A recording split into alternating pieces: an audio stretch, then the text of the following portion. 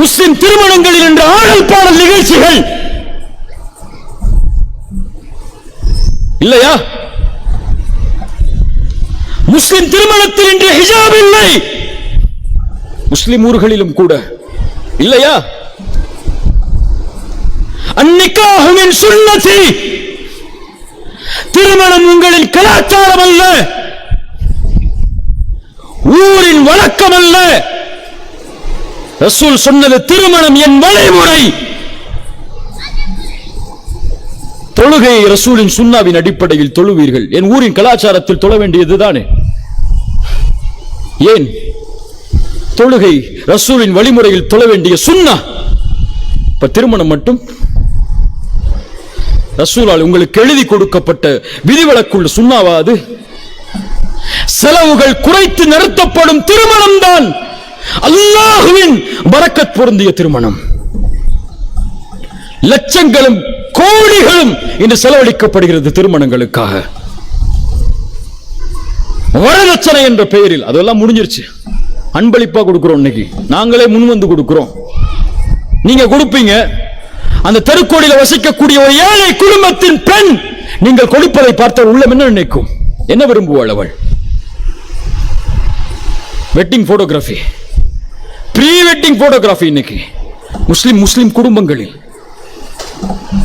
எப்படி திருமணம் முடிப்பதற்கு முன்னதாகவே கணவன் மனைவி போலில் இருந்து போட்டோவுக்கு போஸ்ட் கொடுப்பாங்க, டான்ஸ் ஆடுவாங்க, போஸ்ட் கொடுப்பாங்க ஆத்தங்கரையில் போய். இல்ல மஷா அல்லாஹ் பாதுகாத்தவர்களை தவிர இன்னும் இது போன்ற மார்க்கத்தின் அடிச்சுவடுகளின் சுவடுகளே இல்லாத கலாச்சாரங்கள் எல்லாம் நுழைந்திருக்கிறது. இதெல்லாம் சொல்லி புரிய வைக்கணும், அது சொல்லிதான் நமக்கெல்லாம் தெரியணுங்கிற அளவுக்கு நம்ம யாரும் தெரியாம இல்லை. ஆனால் அதை மாற்றக்கூடிய பொறுப்பை இந்த முதியவர்கள்ட்ட எல்லாம் எதிர்பார்க்காதீங்க. முன்னோர்கள்ட்ட எல்லாம், உங்க வீட்டில் உள்ள பெண்கள்ல, உங்க வீட்டில் உள்ள தாய்மார்கள்ட்ட எல்லாம் எதிர்பார்க்காதீங்க. அந்த பொறுப்பு என் சமூகத்தில் திருமணம் முடிக்காமல் இருக்கக்கூடிய வாலிபர்களுக்கு உண்டு. உறுதியெடு, தெளிவடை. என் மார்க்கத்தின் வழிகாட்டல் இல்லாமல் என் திருமணம் ஒருபோதும் நடந்தேறாது என்ற உறுதியை எடு. ரசூலின் வழிமுறை இல்லாத ஒரு சிறு துளி கூட என் திருமண சபையில் நடக்காது என்ற உறுதியை கொடு. திருமண சபைக்கு உலகம் வரட்டும். அல்லாஹ்வின் அருளும் ரசூல் கூறிய அந்த பரக்காவும் மலக்குகளின் வருகையும் வர வேண்டும் என்றால் இது தேவை. இது தேவை. இப்படி எந்த அடிப்படையும் பின்பற்றப்படாமல் நடத்தப்படும் திருமணங்கள் எல்லாம் 2 மாசத்துல விவாகரத்தில் வந்து நிக்குது. முஸ்லிம் குடும்பங்கள் இன்று விவாகரத்து ஏராளம் ஏராளம். முஸ்லிம் ஊர்களில் குறிப்பாக ஏன் எதிர்பார்ப்புகளை அவர்கள் வைத்திருப்பது எட்ட உயரத்தில். ஹாலிவுட் பாலிவுட் சினிமா மாதிரியா வாழ்க்கை இருக்கும்? இன்ஸ்டாகிராம்ல பார்க்கிற ரீல் மாதிரியா உங்க வாழ்க்கை இருக்கும்? அதுவெல்லாம் நடிப்புகள். அதை எதிர்பார்த்து நுழையக்கூடிய மார்க்க அடிப்படை இல்லாத ஒரு வாலிப ஆணும் ஒரு வாலிப பெண்ணும் இணைந்தால் என்ன ஹீரோயின் மாதிரி ஹீரோ மாதிரி வாழ முடியலையே, கசப்பாயிடுச்ச ஒரு வாரத்துல வாழ்க்கைனா? இதுதான் வாழ்க்கையா? இப்படி எதிர்பார்த்தோமே என்ற எதிர்பார்ப்புகளை உச்சத்தில் இருக்கக்கூடிய எந்த எதிர்பார்ப்புகளை? ரசூல் கூறிய யூத நசரானிய கலாச்சாரத்தின் எதிர்பார்ப்புகளை உச்சத்தில் வைத்திருக்கக்கூடிய வாலிப சமூகத்தில் திருமண உறவின் நிலையை இன்று கிடையாது. இல்ல மஷா அல்லாஹ், அல்லாஹ் பாதுகாத்தவர்களை தவிர. அசிங்கத்தில் மானக்கேடான விஷயத்தில் ஒரு பெரும் சமூகம் பயணிக்கிறது. கேவலம் ஹோமோசெக்ஸ், லெஸ்பியன்ஸ் அல்லது LGBTQ+++ இந்த கொள்கையை ஆதரிக்கக்கூடிய முஸ்லிம் வாலிப பெண்களும் ஆண்களும் இன்று உண்டு. ஒரு முஸ்லிம் பெண் ஒரு பெண்ணை திருமணம் செய்கிறாள். நடக்கிற காட்சிகளை சொல்கிறேன். ஒரு முஸ்லிம் ஆண் ஒரு ஆணை திருமணம் செய்கிறான். என் சுதந்திரம், என் உரிமை, என் வாழ்வு, நான் முடிவெடுப்பது, என் உரிமை, நீ யார் கேட்பது என்கிறான். எதிர்த்தால், கூறினால், தடுத்தால், விமர்சித்தால், தடை என்று சொன்னால் அப்படி விட முடியாது தோழரே. இது ரசூலின் சமூகம். இங்கு தீமைகள் தவிர்க்கப்பட்டால் தான் இந்த சமூகம் வெற்றியடையும். நன்மைகள் ஏவப்பட்டால் தான் இந்த சமூகம் வெற்றியடையும். இல்லை என்றால் எப்படி வெற்றி? எப்படி வெற்றி? அல்லாஹ் பாதுகாக்கட்டும். இன்னும் ஏராளமான மானக்கேடான காரியங்கள் எல்லாம் சொல்லி வாய் கூசக்கூடிய அளவிற்கு ஒரு இறை மறுப்பாளரே செய்வதற்கு தயக்கம் கொள்ளக்கூடிய காட்சிகள், செயல்கள் எல்லாம் லா இலாஹ இல்லல்லாஹுவை முஹம்மது ரசூலை சுமக்கக்கூடிய முஸ்லிம் சமூகமும் சுமக்கிறதே அல்ல, இந்த சூழலிலும் சுமக்கிறதே என்று நினைத்தால் எப்படி இருக்கிறது தெரியுமா உள்ளங்கள்? எதிர்ப்புகளை பார்க்கும் போதும் விமர்சனங்களை பார்க்கும் போதும் உன் அழிப்பை, உன் அழிவை உன் கண்ணுக்கு முன்னால் பார்க்கும் போதும் உன் நாட்டிலேயே நீ அகதிகளாக மாற்றப்படும் சூழ்நிலையை பார்க்கும் போதும் உன் உரிமை பறிக்கப்பட்டு உன் உரிமை கொடுக்கப்படும் போது அடிப்படை உரிமையற்று வாழக்கூடிய நிலையை பார்க்கும் போதும் இன்னுமா இந்த சினிமாக்களும் சீரியர்களும் உனக்கு தேவை?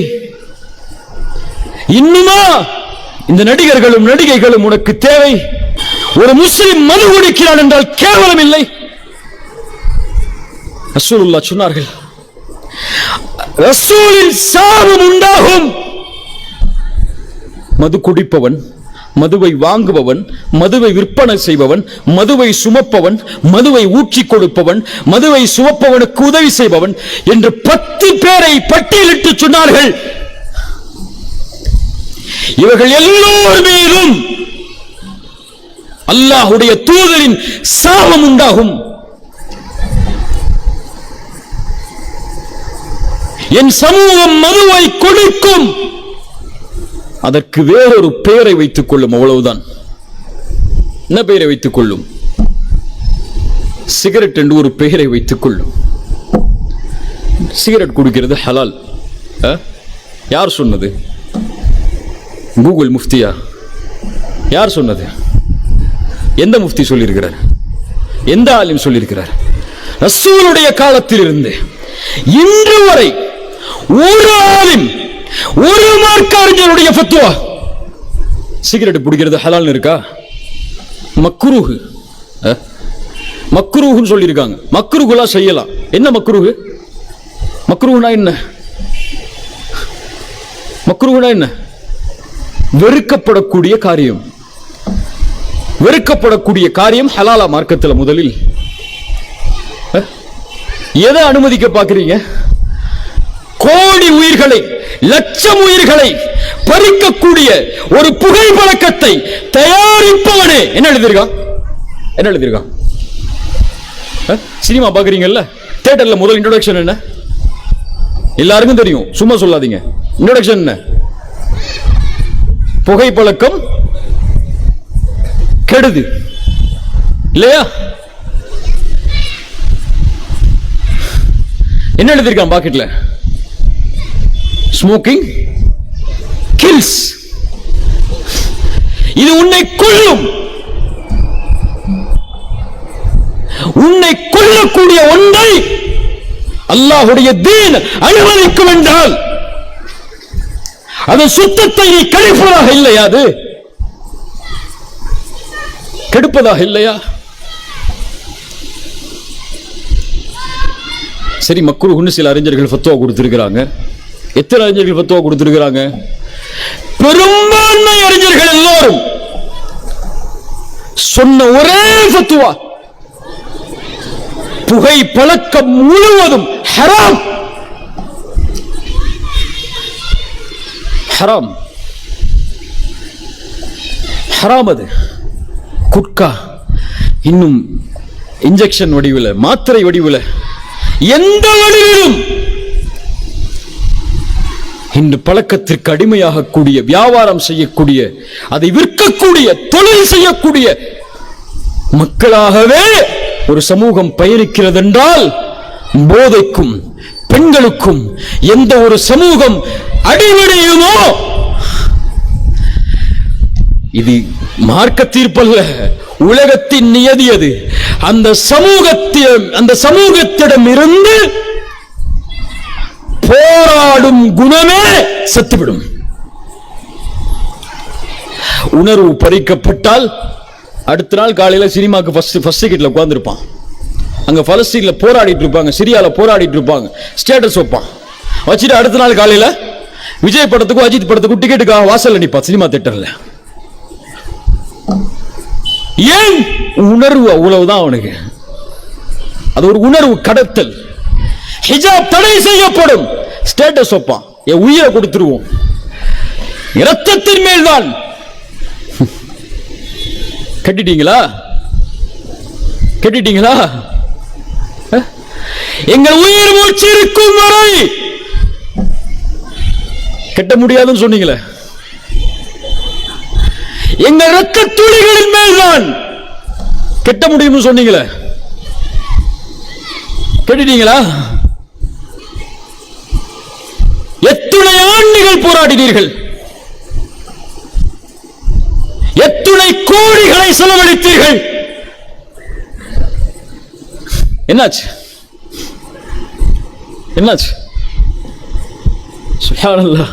அது உணர்வாக கடந்து விடும், அவ்வளவுதான். ஏன்?